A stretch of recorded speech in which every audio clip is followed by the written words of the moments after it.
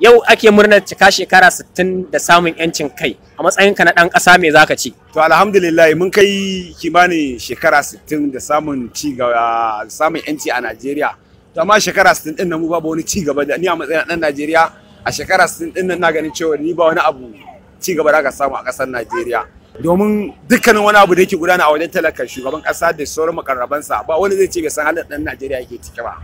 Ko ba ka ba ga rashin aikin yi ba aikin yi. Ga abubuwa sun yi tsada mu da muke lebo a matsayin leburori ana biyan mu naira 1000 amma har yanzu naira 1000 ake bamu. Idan aka baka 1000 nan za ta yi ma cefanen gidanka dare da rana amma idan baka 1000 ko garin to zaka siya ba cefane sai ka siya naira 700. To ina ci gaba anan?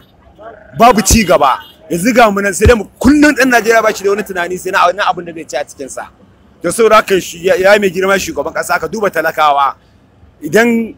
mun dogara da Allah mun dogara da kai domin kai ne muke ganin cewa zaka magance mana dukkanin wasu matsaloli na Najeriya amma kuma sai muka ga ba haka bane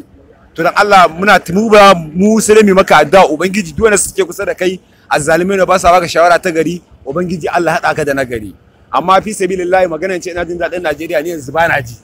karatu na ya gagara ya tsaya kullum fafutuka ta na abin da zan je in ci ga kafiyu da aka sa wajen kusan wata 4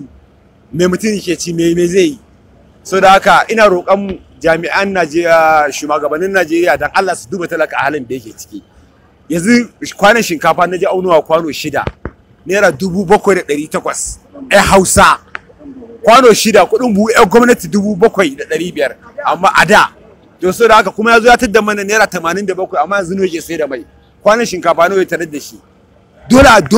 dole dan Najeriya matashi yanzu kamar ni da nake cikin wani yanayi yanzu ni ga ziga shi karatu nake yi amma abin ya gagare ni saboda kawai daga su ƴaƴansu to ina nema wani magana da na yami shugaban kasa da Allah a duba talaka halin da yake ciki